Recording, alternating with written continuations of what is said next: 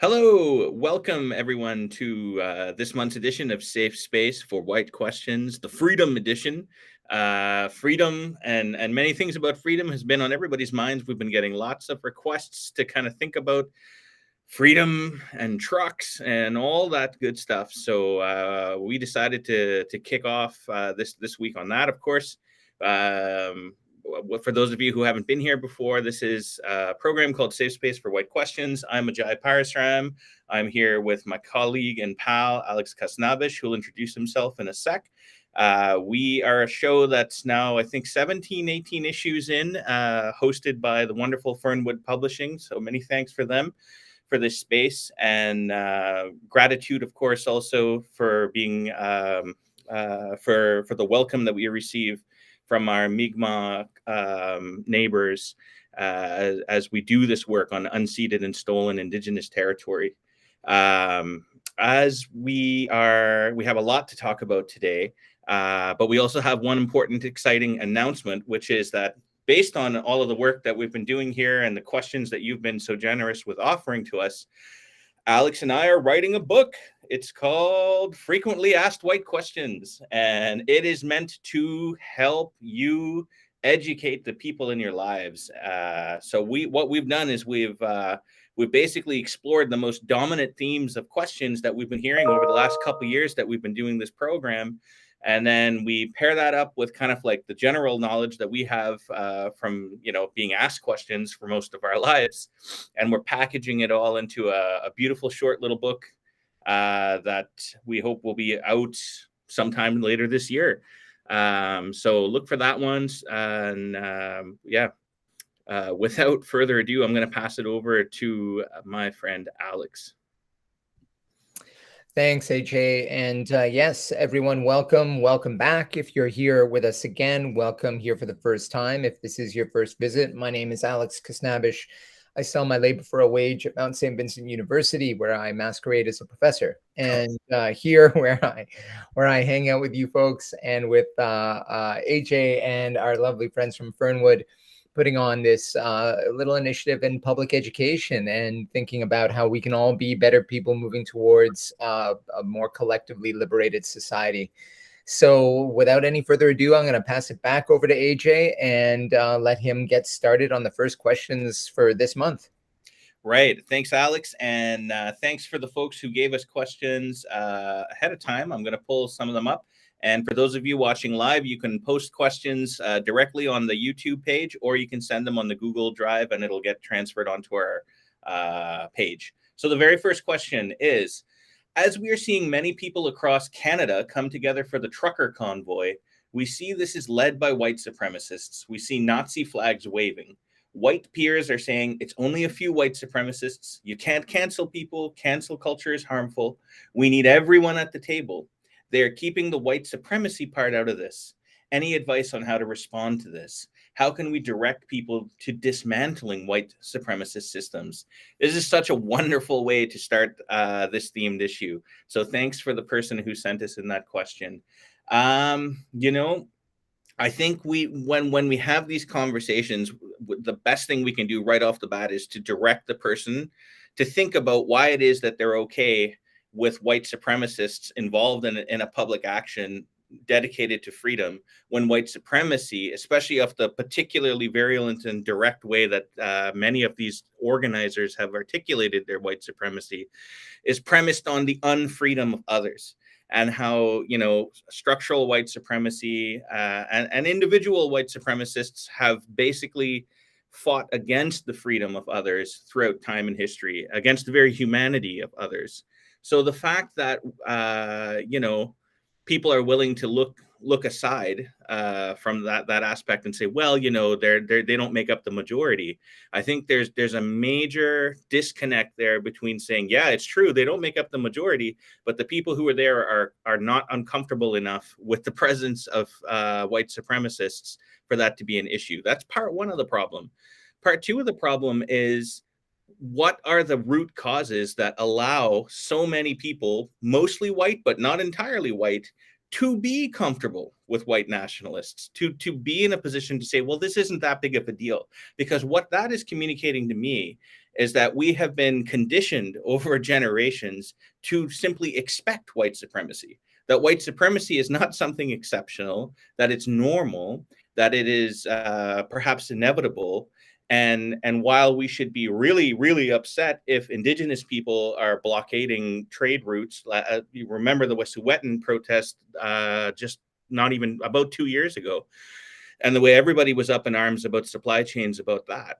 But yet we were willing to wait 3 weeks before anything were to happen to get in the way of this. So, I'm not saying anything here that I think this person who posed this question doesn't already know. But the question was specifically looking for advice about how to communicate this. And that communication problem is one of the hardest parts. So I think that because people are going to expect you to meet them in confrontation on that and say, Nazis are bad. Why are you as Amir Rahman says, why are you a volunteer Nazi relief support person? Look up Amir Rahman's hilarious bit about punching Nazis in the face. How can you trouble the conversation and encourage the person and the people that you're talking to think differently about the things that they're comfortable with, that they're normal with? Because the first thing they're going to say is, obviously, I'm not a Nazi. I don't want any white supremacists in my life, but I understand that we got to bring everybody together. You don't always have to bring everybody together. If people have a fundamental position that they are better because of their race or better because of their culture than everybody else, I don't think I want to sit at that table. And you don't have to sit at that table either. And then you don't have to sit at the table with the people who are willing to chill with those people either.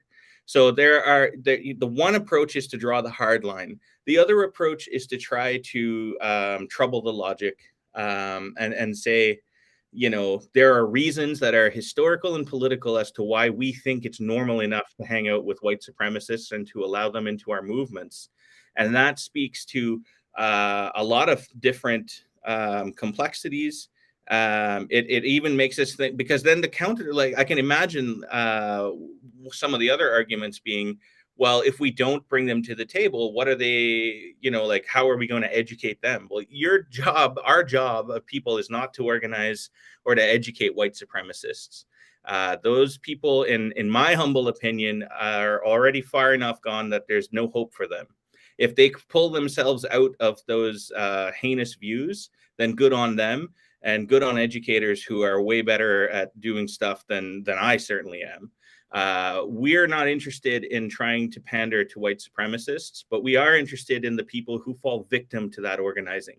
And when you look at what's been happening in Ottawa and around the country, what we are seeing is the rapid normalization of white supremacy. We've always had it at the structural level. Now we're seeing it in the individual and cultural level. And whereas before it was unthinkable that anybody would have Nazis within their movement, and white supremacists and white nationalists and all the other buzz terms that they'll use to hide what they are, heritagists, people who are just, interested in white culture and that sort of thing. We have to be like really direct in terms of how we make those elements unwelcome in broader movements. There's lots more to say, but we have other questions, and I want to give it to Alex, who I suspect will have much to say on this subject. Yeah, thanks, AJ, and thanks to the person who sent in this question. It's definitely a good one. AJ's provided a really comprehensive answer to a lot of the points that I would raise here too. I would say just to start with that, I've been to a lot of protests in my time, and I can say I've never accidentally ended up walking next to a Nazi at any of them.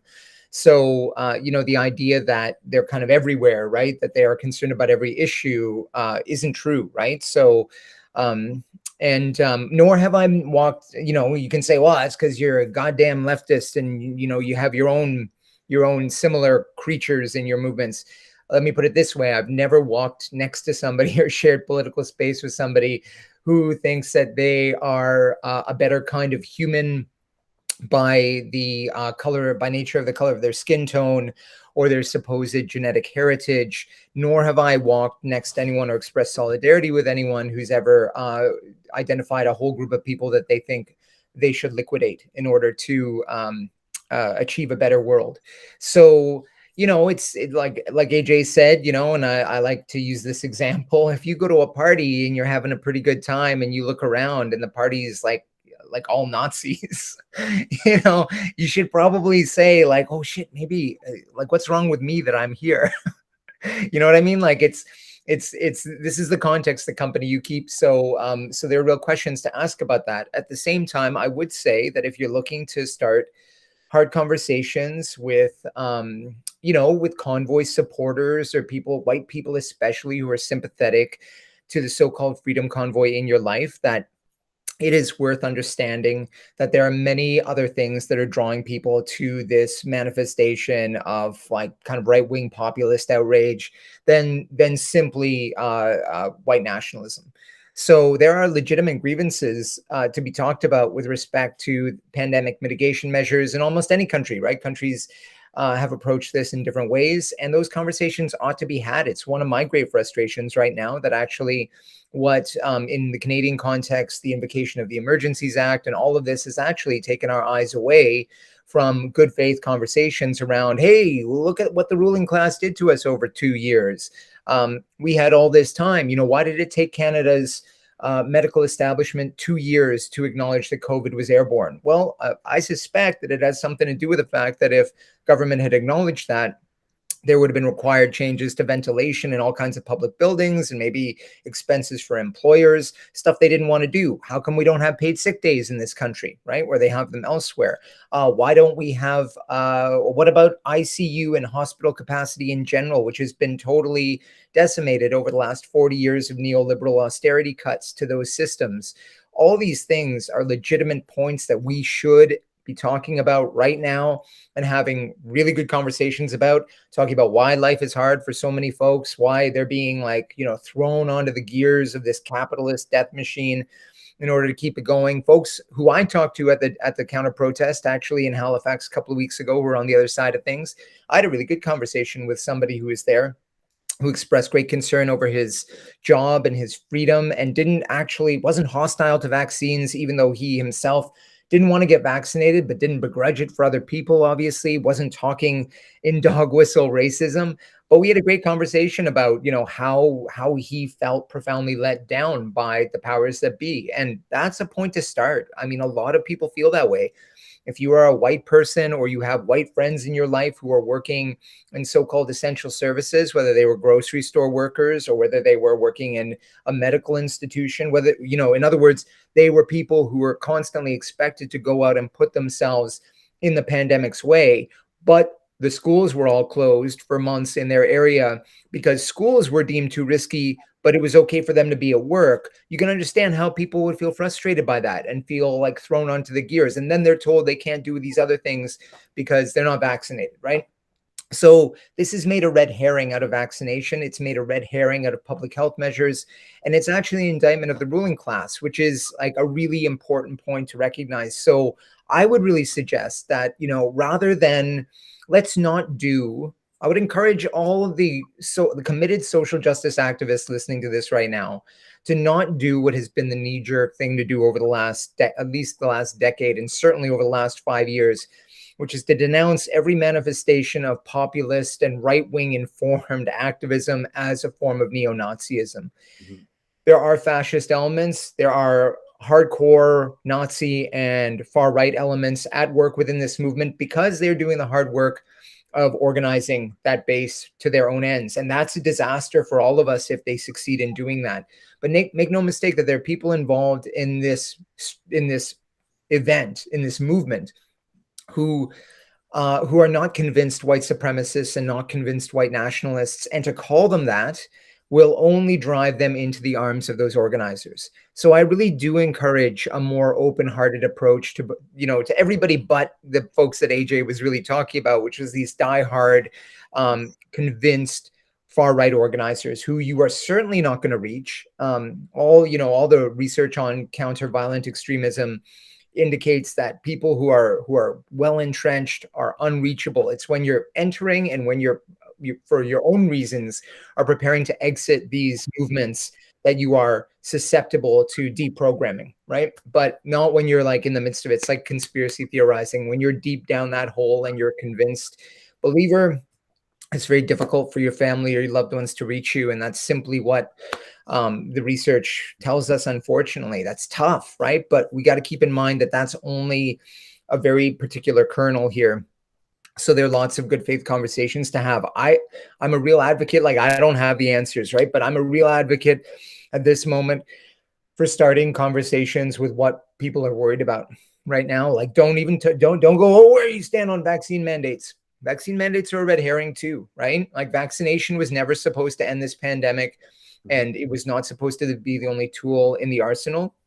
And we've ended up arguing about it again, to our collective detriment and in the interests of the moneyed elites who are running the show right now and turning us all against each other. So instead, ask folks what worries them right now. Like, what are you worried about? What's driving, if you're sympathetic to the convoy, you're giving them money, you're lending them political support, what are you worried about? And how can we think about that at the level of community, at the level of all of our collective interests, especially forwarding the most marginalized and oppressed voices, of course, because those are the people who always get the shittiest end of the stick in moments like this. So it's hard, it's challenging, but I think like we're at a real moment where anti-fascism can't just involve directly confronting the fascists and the white supremacists, but also has to involve a real effort to build an alternative kind of solidaristic community that we don't have here right now, right? Except in very small pockets. Back to you, AJ. Yeah, thanks for that, Alex. Yeah, there's lots to say about that, but there are other questions, so we may get a chance to come back to some of this. So the next question that we have in the queue here is: there were no smashed windows, no looting, assaults, no church burning, no statues beheaded or torn down during the trucker protest, at least at the time of typing this question.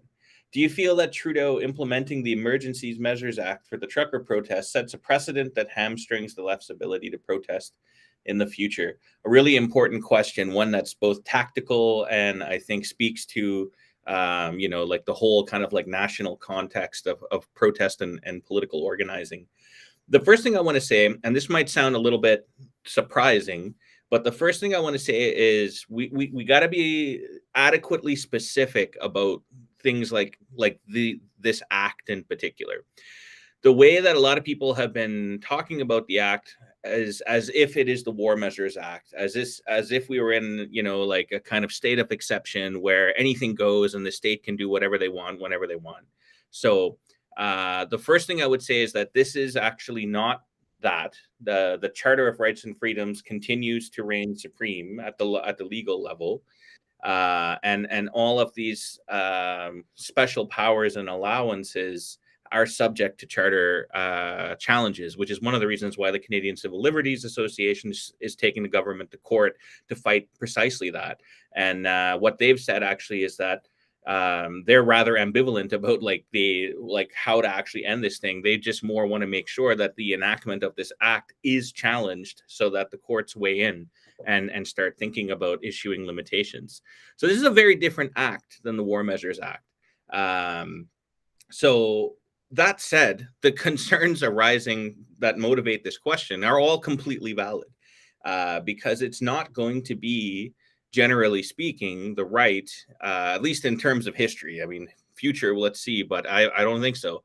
The right is not going to be the ones who are going to have the blunt force of the state wielded against them. We've seen that in this particular protest, that that nobody thought to unplug a hot tub, that nobody thought to unplug a bouncy castle, that nobody thought that it would be a problem to block massive amounts of trucks coming into the downtown national counter. It could only happen if it were white people organizing and white people at the front of it.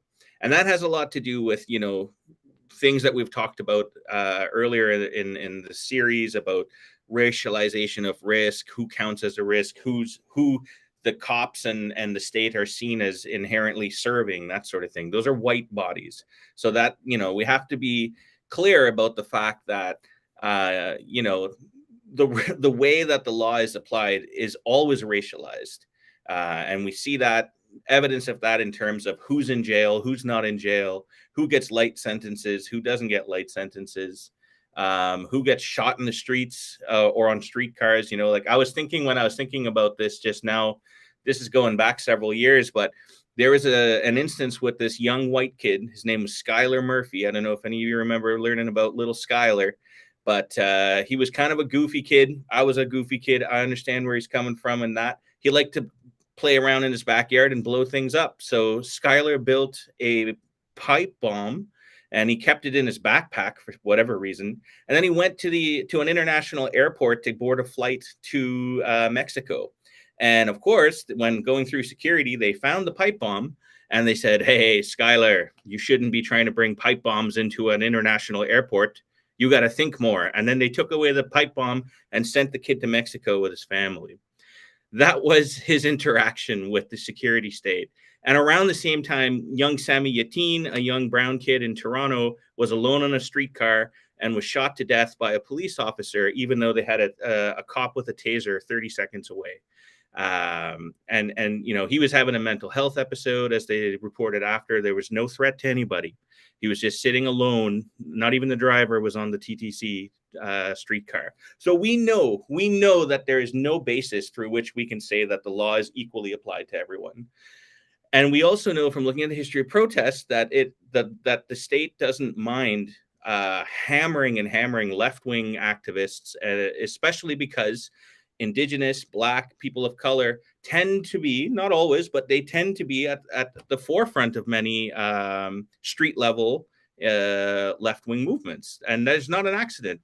The reason there's no accident in that is because everything is intersectional, right? There's no talking about race without talking about capitalism. There's no talking about either of those without talking about gender. And this is why oftentimes it's Black and Indigenous women who are at the front of these struggles. So yeah, this is going to create, like, the fact that Trudeau has to some extent normalized this use. I think it actually speaks. What concerns me the most is how this is going to interact with other progressive movements like defunding the police, right? Because on the one hand, you can look at this situation and see, well, you know, this is policing incompetence 101. And I do think there's a good deal of policing incompetence, but the reason for that incompetence is because the police did not see white people as a threat. And that's different. That's not a tactical issue, right? They had the tactical and the material means to stop this from happening, and they chose not to. That's a decision that they made. Was not an enforcement issue. It was a lack of desire to enforce. And I understand, before anybody kind of wants to point out the fact that, you know, the chief of police was a Black man, absolutely. White supremacist at the structural level doesn't matter if the individual making decisions is white, Black, or whatever. The whole point about living in a society that's kind of governed by structural white supremacy is that anybody, regardless of their race, that is kind of in an instrumental position is going to be practicing that until they're deliberately going against it. So yeah, it's going to be used against us. And the last thing I'll say before passing it over to Alex, and I should have started with this point, is, you know, the first clause of this question talks a lot about violence. And I think that we need to be reminded of kind of like age-old activist issues about what violence is and what it is not. So the way that the media loves to identify a broken window or a violated statue or a burned flag or all of these other things as enactments of violence, it's not really violence. It's not the same kind of violence as when a cop, you know, punches a reporter in the head, which I've seen on the streets many times, more than once. It's not the same as you know, beating people down to the ground, kettling them, and preventing them from using the bathroom, and all these other. That's real enactment of violence. Not to even mention the actual brutalities and killings that happened against activists in these sorts of situations, historically and ongoing. That's violence. And this is where you oftentimes will hear right-wing commentators gnashing their teeth and just shouting out the word Antifa, Antifa, where's Antifa? And of course, like I think we've said here before, Antifa just means anti-fascist. But I think what they're trying to say is Black Bloc. which is a very particular strategy of protest, popular in the anarchist left. And honestly, like, I don't mind telling you, there's nothing wrong with a diversity of tactics in any kind of movement. And what I have observed in observing the so-called violence on the left is that it is always targeting property and symbols of settler colonial capitalism. It does not target individuals for their kind of individual sake in the same way that right-wing violence or state violence, either of the two. And I think the really important thing for us to be thinking about here is that in how we resist the Emergencies Act and these other things, we don't have to fall in line with the right, and we don't have to fall in line with the centrists who are defending the state. There is a big need for a clearly articulated left position, and any and all of you need to be a part of articulating what that is, where you can be against the state and state overreach, and also against far right co-option of the language. Over to you, Alex. Yeah, another really thorough answer for sure, AJ. That's great, and a great question. Yeah, I mean, I would just say that what AJ's talking about there, is commonly referred to in more anti-authoritarian circles as the three-way fight position, right? So we are engaged, for those of us who are anti-authoritarians and anti-capitalists and anti-fascists, we are engaged in a fight against the far right, against the radical right, and against the state, the state and the interests it represents, right? So, I mean, it's no accident, which is a difficult position, like, to be fair, which is to be distinguished from third positionism, which is something that fascists advocate, like, often, to blur the lines between a genuine anti-capitalist orientation and their positions.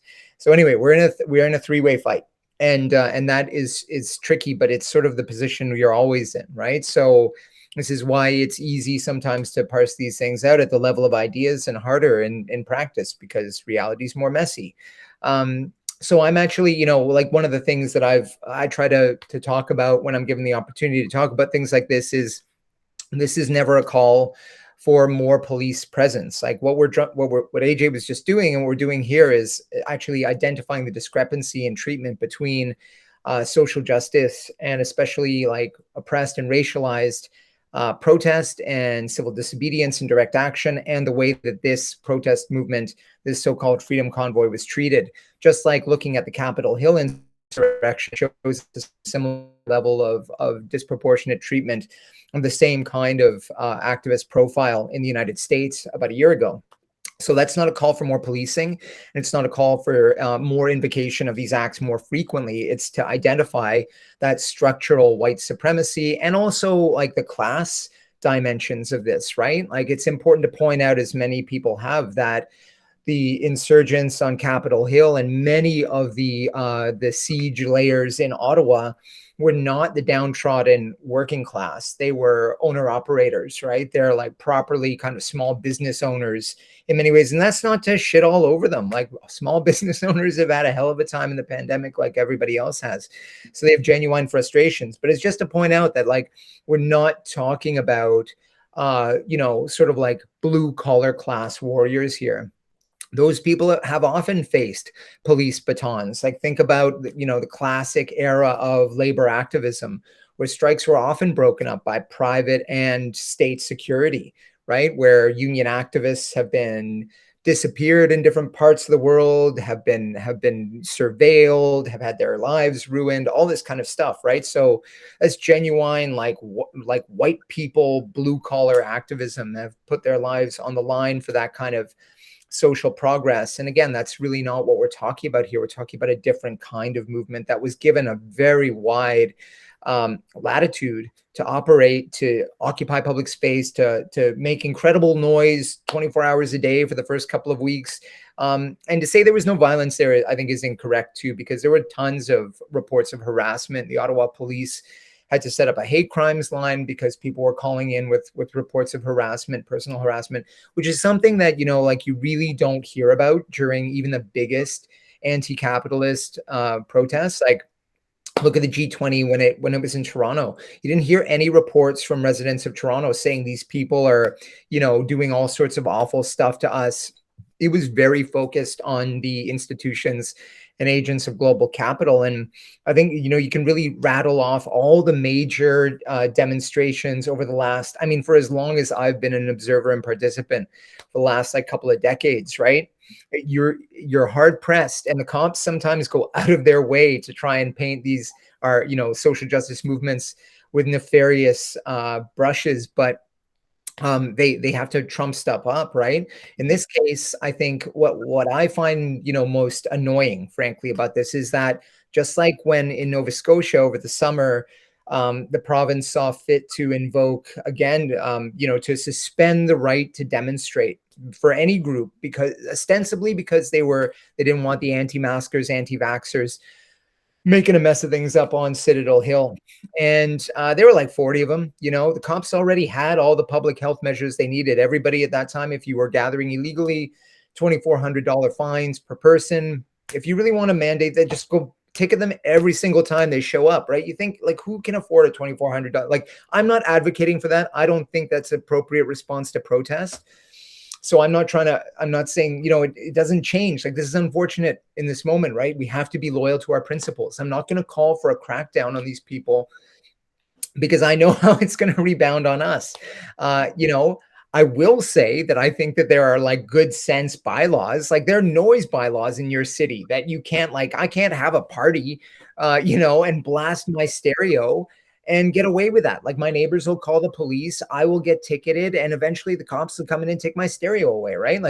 That, why did that stuff not happen? You can't park in the middle of the street. You can't occupy public space. You can't block traffic. There are all kinds of existing laws that if they're simply enforced would have prevented this from happening, right?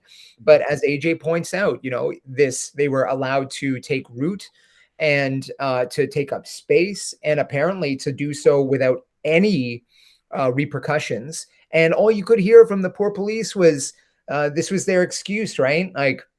And in an important point of resonance with the familiar killing of racialized people, right? The cops have learned, because they've been told to say, I feared for my life, right? Take note, that's never an excuse that a soldier on a battlefield is allowed to make, right? Rules of engagement dictate how soldiers are allowed to use violence in theaters of war. But police, unlike you, if one of us kills somebody in self-defense, the onus is on us to prove that it was self-defense. Police can say, I feared for my life, and I had reason to fear for my life, and so I drew my weapon and killed somebody. That's a very different metric, obviously, depending upon who the perceived threat is, right? So similarly, in this case, we can say that, responses to, indigenous pipeline blockaders or, anarchists who are trying to shut down a meeting of globalized capital or whatever is dramatically different than the kind of enforcement we've seen. I worry about the invocation of the Emergencies Act in any case. I worry about the standards set by governments that are going to these kinds of measures in order to, I think, preserve business as usual. And that's actually what troubles me most. It's they were most distressed when the Ambassador Bridge was blocked, not because it prevents the flow of people, but because it prevents the flow of goods for the auto industry, which is real and important, obviously, for all kinds of workers, blah, blah, blah, that kind of stuff. But obviously, it's that's where their pocketbooks are being hit, right? So they're defending those interests. And I would just I guess my final point about this would be, imagine if police had found a cache of weapons and body armor like they found at the Coots blockade in Alberta, right? Which was affiliated with the Freedom Convoy. And the Freedom Convoyers got away with saying, oh, those people, they were infiltrators. They're not part of us, right? Again, just look at the coverage of any major leftist protest over the last 20 years. And police looking for things like marbles. A friend of mine was once arrested and charged with very serious weapons offenses in Halifax for having a marble in his pocket during a demonstration. The police claimed it was a deadly weapon. These guys in Alberta had body armor, had the logo of their militia on it, had semi-automatic weapons and hundreds of rounds of ammo. And they said they wanted to kill cops. And they were arrested, sure. But imagine what would have happened to that larger occupation if that had been a leftist movement, if those had been indigenous people, if that had been Black Lives Matter, right? You can only imagine the kind of crackdown that that facilitates. My final point would be we do not solve fascism, if that's what we're talking about. And again, I would urge us to be clear about what we mean by fascism, right? Like that's a specific word, right? Means something. But if we do not, cannot, and it's never been defeated anywhere by upping the ante legally. So you don't solve fascism by making it illegal. And just like the war on terror didn't end terrorism after 9/11, right? There was a way the United States could have gone in that moment without opening up this incredible global, temporal, unrestrained war of exception on, racialized people the world over, especially Muslims. That would have been like an international police action. They had the tools. Terrorism's illegal. They had all the ability to approach it that way as a law enforcement issue.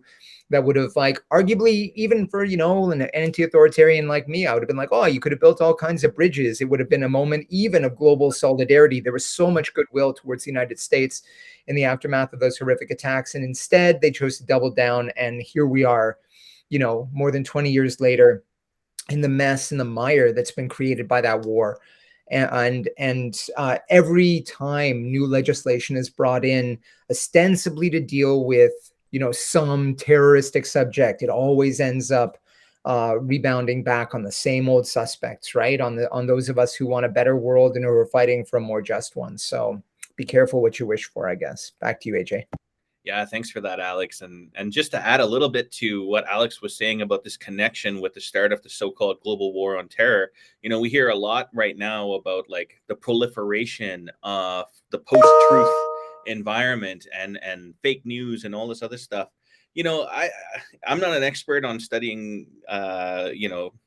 international security and communications, but it strikes me as somebody who studies things that are quite similar and related to all of these things, that a lot of this post-truth and kind of deliberate lying and deceiving of like the general population comes from the initial onstart of the global war on terror, when you had Colin Powell go to the United Nations and lie, whether consciously or unconsciously, whether he was informed about it or not, lie about Saddam Hussein having weapons of mass destruction, using that as this pretext to justify a so-called coalition of the willing to go in and illegally commit regime change, as if there was ever any like legitimate way to do a regime change.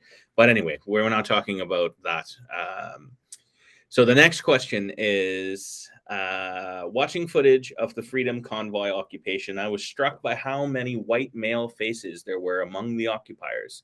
As a white person who doesn't identify with the racist or fascist leanings of many of the occupiers, I'm still left wondering how we as a society can bridge the divide between this event, bridge the divide this event has made apparent.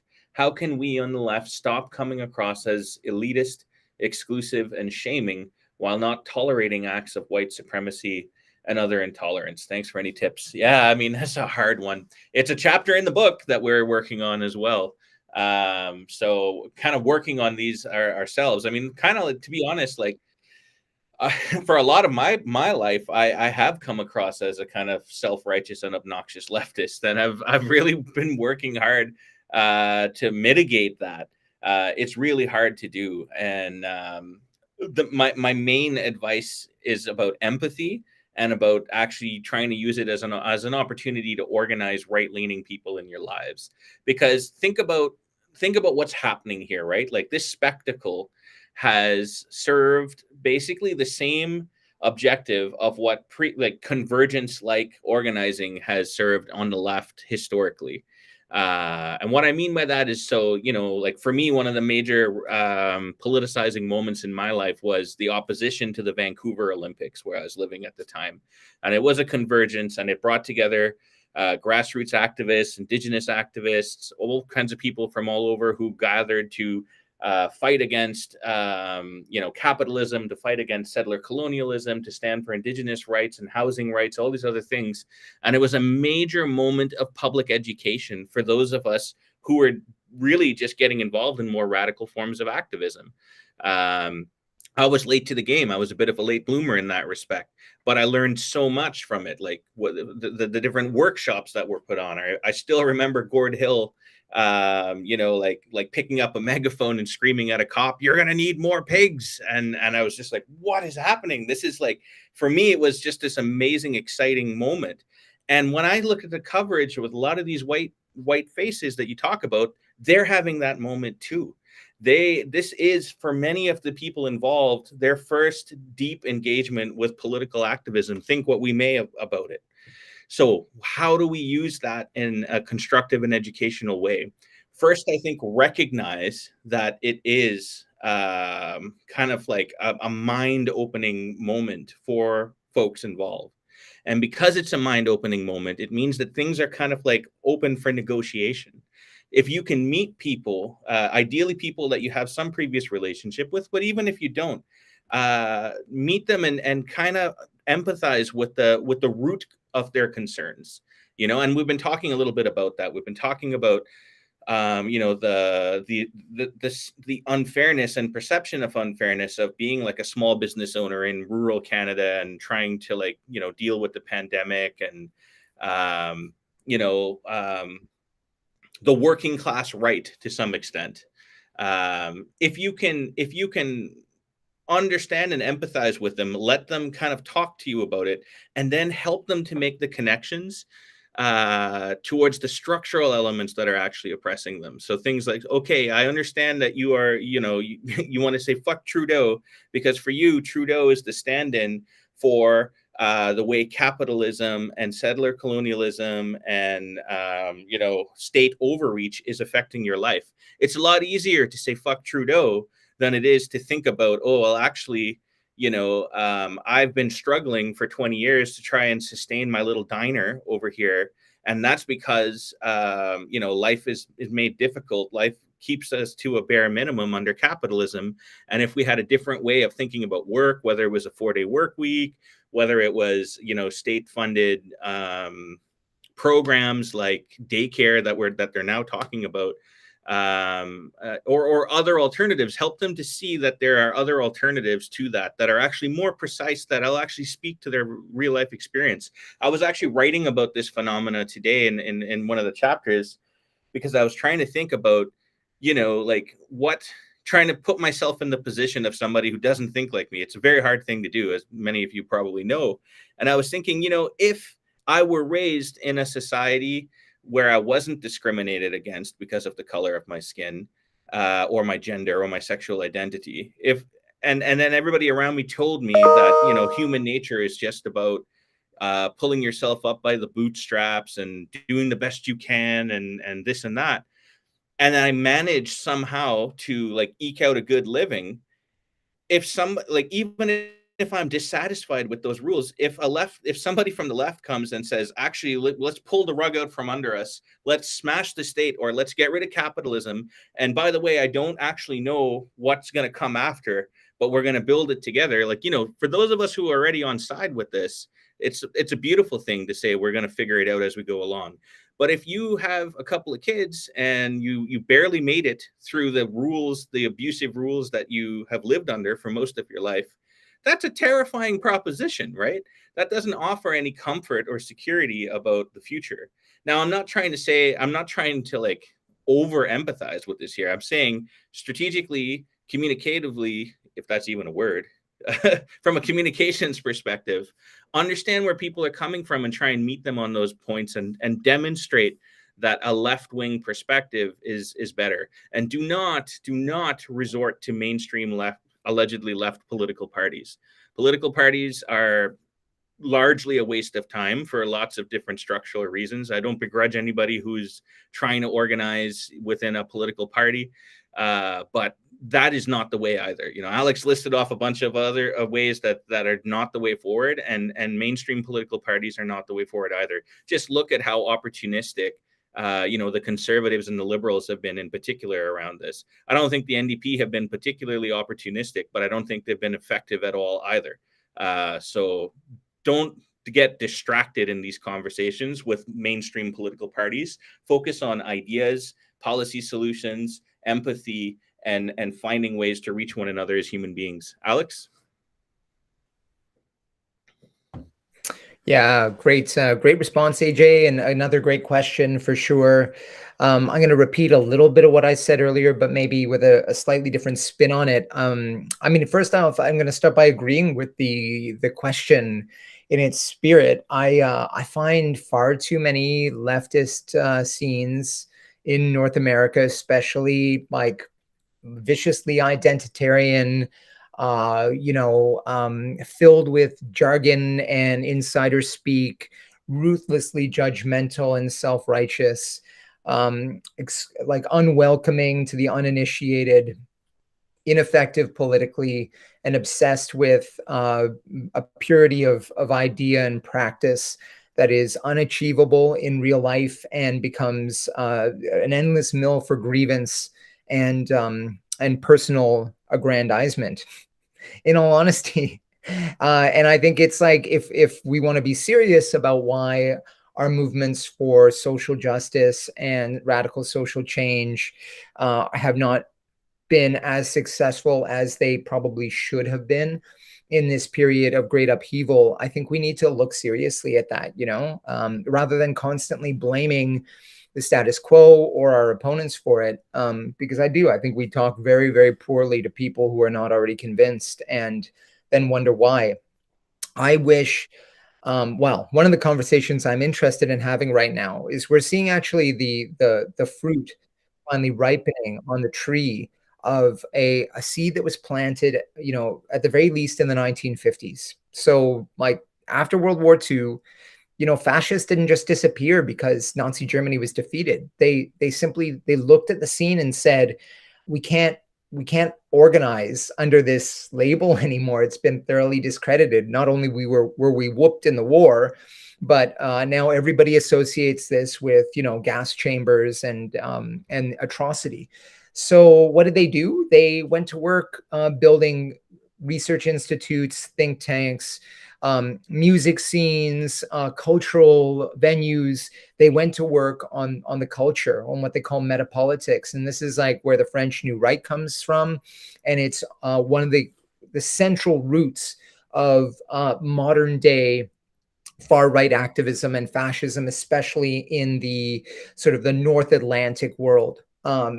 And like the reason I'm telling that story is because now we are seeing that work bearing fruit, right? So that work, that culture warrior work that those activists and organizers on the far and fascist right were doing intentionally with the explicit goal of fighting and winning a culture war is now bearing that fruit, right? Because they recognize up to that point, and historically, the left has been very good at doing those things too, and very adept at going to work in those spaces, right? So, now they dominate the discourse in many ways, right? And they dominate it too because of the way that social media platforms monetize news media, and like hot emotions sell, and it's profit generating, which is why Fox News never gets kicked off of Facebook despite constant like bullshit news items that should be corrected by fact checkers but aren't, because they're making money hand over fist. So you have this incredible toxic relationship between media and elites. And keep in mind that one of the critical elements for fascism too, for it to emerge, is this kind of like crusty but compliant conservative establishment thinking it can make use of an insurgent fascist right that's coming to the fore. So just think about what the conservatives are doing right now. They kicked O'Toole to the curb because he was too pro LGBTQ. He was in favor of leaving abortion alone. He was not on side with the truckers, right?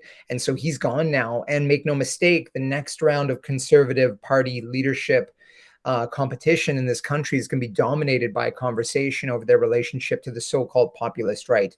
But sort of that's a bit of a diatribe, but I think that's an important sort of like context to understand here, right? Is that if we do not provide a better narrative, a more open-hearted, solidaristic, welcoming narrative, disaffected white people will go to the populist right because they are telling them they matter. So that's a problem in a place like North America. It's arguably less of a problem in the United States because the United States demographically is more diverse than Canada. Canada, all you have to do, and I banged this drum before, but I'm going to do it again. Look at the results of the 2016 census, and that's self-reporting, right? People self-report. 80% of the Canadian population self-reports as white identified. That is like, that's a nut you have to crack. You can rage against the machine all you want about white supremacy, but this is a white dominated country, and you have to be able to speak to that white majority in a way that at least convinces a large portion of them not to go to war against you if you're a person trying to start another experiment, or better yet, find common cause, beyond the melanin content of our skins, that actually provides us with a real way forward. And I'm a big advocate for this right now. It's like that conversation I was talking about that I had at that demo, at the counter demo down in at Peace and Friendship Park in Halifax, right? That was a good conversation. That guy could have just yelled at me. I could have just yelled at him. I could have called him a fascist. He could call me whatever, call me blah, blah, blah. And we could have been done with each other. But instead, like, we just had a conversation. I'm not saying that we both, like, we're not now best buddies or something, but we had a very real, civil, human conversation, non-jargony, non-ideological, not interested in a purity politics, that like was the best part of that day for me. And I think there's a lesson to be learned there. I think that we have become far too comfortable. And I'm sorry, I'm going to sound like an old guy when I say this. I think especially the youthful activist left has become obsessed with ideas around purity politics, righteousness, and identity. And Crime Think has said this before. The anarchist collective Crime Think has said, if we are bothered by the way that the right is weaponizing identity politics today, we should ask ourselves who opened the door for that. And I have no problem with intersectionality. I use that term in the way that the Combahee River Collective originally meant it, which was not some sort of like celebration of identity categories, but a reference to the lived material reality of oppression and exploitation, that your resistance and alternative building begins from your lived experience. And that is the lived experience informed by race, gender, ability, age, all these things, class, all that stuff, all comes together, right? So you can, in other words, there's nothing inherently counter-revolutionary about trying to organize white people or talk with them. In fact, it's like exactly the thing to do, right? And I mean, as AJ pointed out earlier, right? Like, the fact is there are lots of dark-skinned folks around the world, in fact, who are exploiters and oppressors of other people. Like, this isn't, there were empires before the British, and there will be those in the future that belong to other non-white people, right? Like the Aztecs. Part of the reason the Aztecs were defeated by the Spanish is because they were an empire, and all the people that they had imperially conquered were pissed at them and were happy to align themselves with the Spanish, which of course worked out terribly for them too. But, there's a lesson in there, right? The Inca as well. So this isn't about purity. It's not about, oh, this group of people is irredeemable because of their racial category or their history. It's rather recognizing that we live in a country where your life isn't hard because you're white. Your life can still be hard, but it's not hard because you're white. And I think that's an insight that we should simply be able to embrace, right? As a person, as an ambiguously racialized person who can often pass for white, I make no bones about that. Like, my life, I escape things that other racialized people do not escape because people are like, we're not sure. And if it's the right time of year, I skate by, right? And they're like, he sounds like a white guy. He looks enough like one that it's not a problem. So I'm saying that as somebody who belongs to that side of things, like, my life is not hard because I am like kind of ambiguous, right? So that doesn't mean that elements of my life haven't been hard, right? That like, you don't struggle. So begin with those points of connection, and don't assume that the convoy was nothing but a sort of like dog whistle for fascism, right? There were lots of reasons for people to be there. And just like Occupy wasn't just one thing, right? In fact, it's interesting to connect these moments, right? Because the Occupy encampments were very heterogeneous. In some ways, they were really problematic, right? Because the analysis wasn't there and you ended up bringing a lot of different stuff to the fore. So a lot of critiques to be made of Occupy, but arguably we could see like a precursor to these kinds of movements in it, right? This kind of like deep-seated, much less sort of like clearly lefty, but much more sort of like common populist frustration with inequality, with elite abuses, with, you know, like the stuff that ordinary people have to deal with. And I think there's a lesson, especially from the most radical traditions of trade unionism, like the Wobblies, to look back and understand that these are moments where you actually can make connections between different kinds of struggles and bring people together over them. You just have to be able to do that work and not shit on their experience because you don't understand it. So, you know, I know that there's a really like, there's a natural impulse in this moment to be like, there's nothing but a bunch of Kevins and Karens all like returning to their suburban homes and their blah, blah, blah. That is not helpful discourse. It's not helpful to paint this movement as like all like, you know, just like spoiled white people who are acting out their grievances and laughing at them. That will turn them much more forcefully to the arms of people who are ready to embrace that, which is the radical right and fascists. So we have to be better than that at this moment. We have to recognize that this represents an attempt to return to that shitty, broken status quo normal that existed before the pandemic. And that's because the powers that be are interested in their profits. So let's take on that as a moment that brings us all together and provides us with ways forward. Back to you, AJ. Thanks for that, Alex. Very comprehensive. I just wanted to tag on one little thing to what Alex was saying as I was thinking this too, because I think there's an important tactical lesson here as well, right? In addition to what he said, and that is that, you know, as organizers or as people interested in social justice, we don't choose the population within which we are embedded. We are in a population, and that's the people that we organize with, and that's the people that we educate and are educated by. And you know, like the majority of this country is white identifying.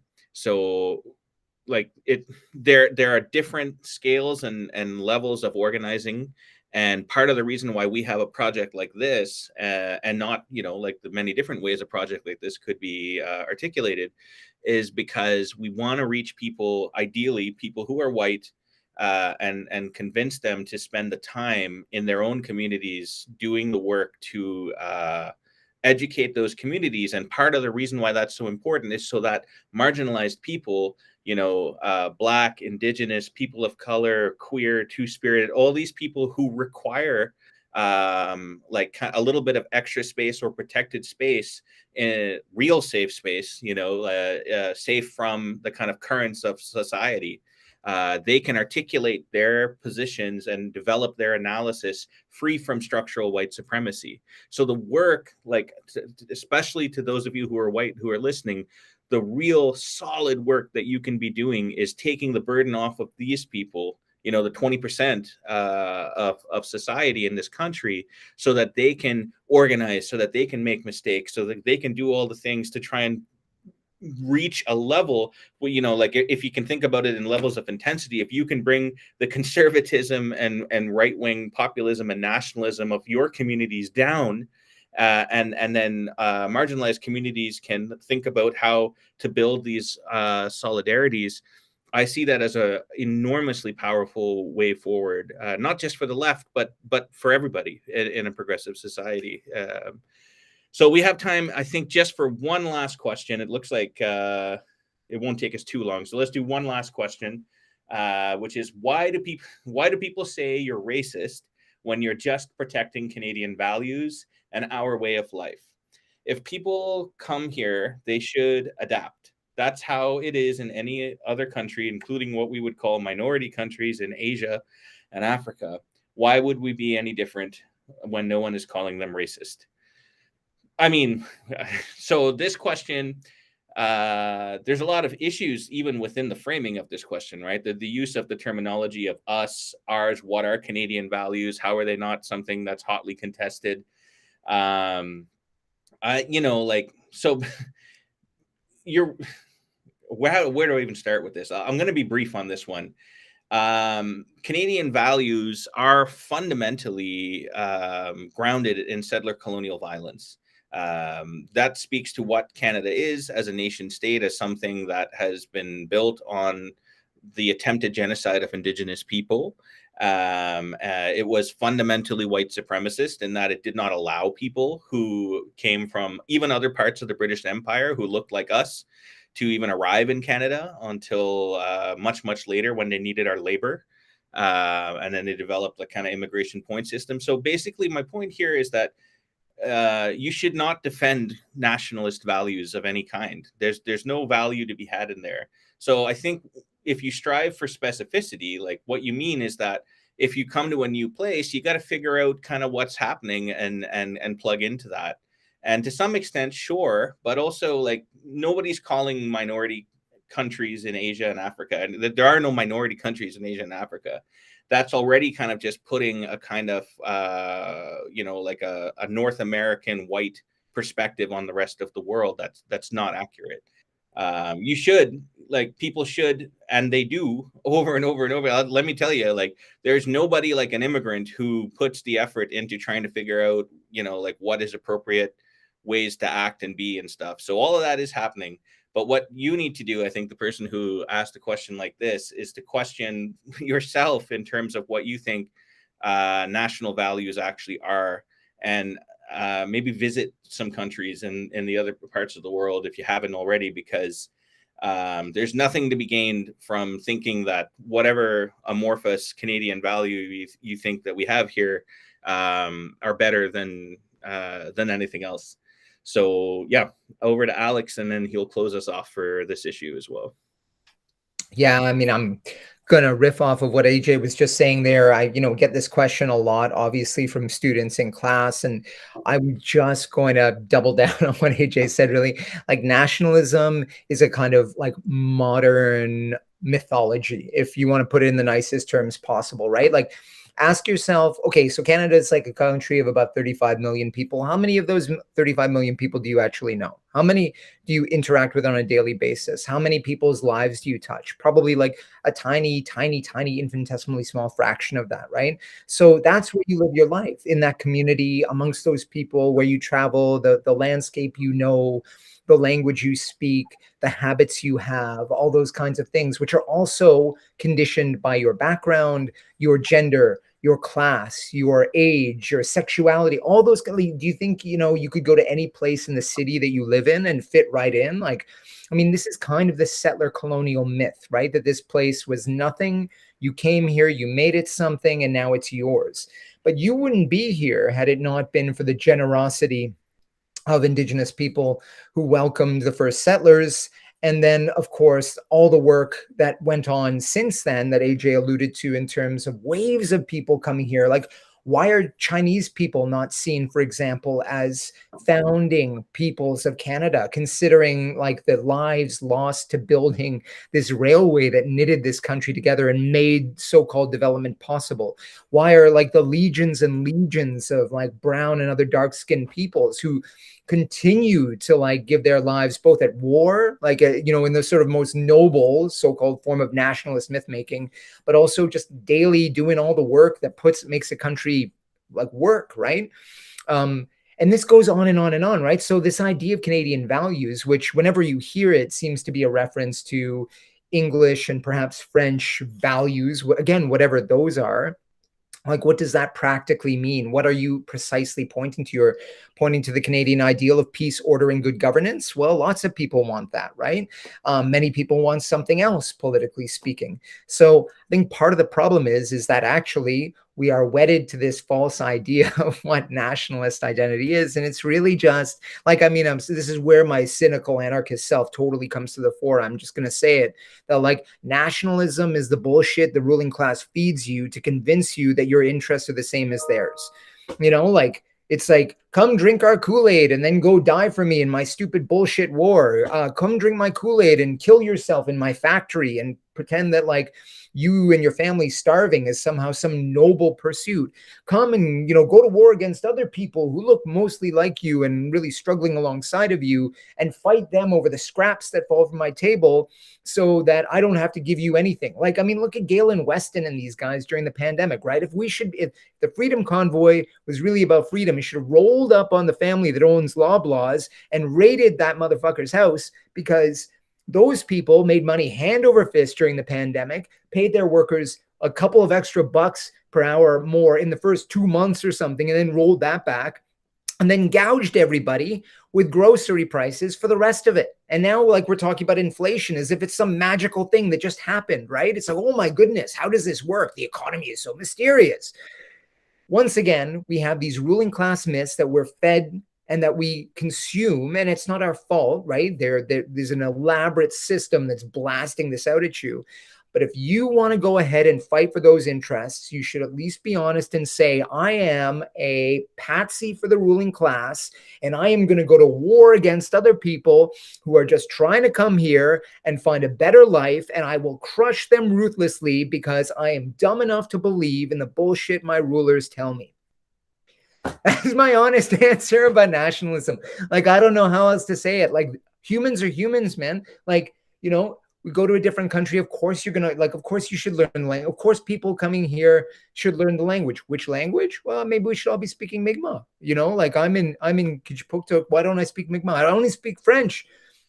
I'm a goddamn like monolingual Anglophile, thanks to my where I was born and the position I have. So like, again, that's not to personally blame me for that, but that's like wrapped up in this whole thing that we're talking about. So of course, communities have a right to defend their integrity. Of course, you have a right to a say in your community values. Of course, we shouldn't put up with everything.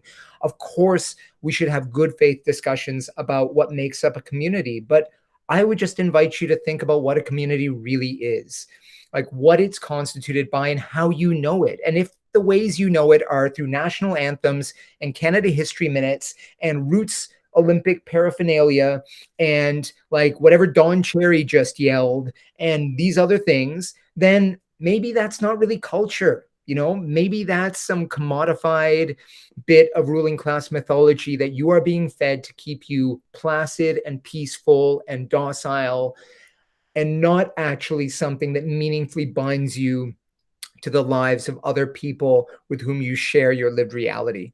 And just think about what is meaningful about those things that bind you to those other people. That's what culture is, not some abstract set of values that, you sing about in somebody's national anthem, right? So, I'll just leave it at that. So thanks, folks. Thanks for being here with us yet again for our Freedom episode. Thanks to Fernwood, of course, for doing all the hard work of promoting and bottom lining this and making it happen. Thanks to my partner in crime, AJ Parasaram, who did a great job of leading us off this month. And please keep in mind that frequently asked white questions will be coming to a bookshelf near you sometime in the next few months.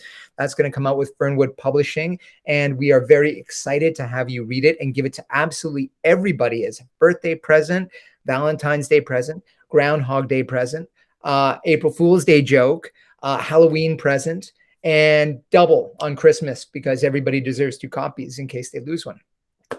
So keep your eyes out for that, and we will see you here in a month's time, hopefully, and talking about some new crazy event, undoubtedly, that's going on. But hopefully you will stay well and safe, and hold the ones you love tight, and think about how you can expand that circle of solidarity and care to as many good humans around you as possible, and other animals too, of course. And find yourself feeling like a much more calm and fulfilled person as a result. Those hot emotions, stay off that social media. All right. We'll see you in a month.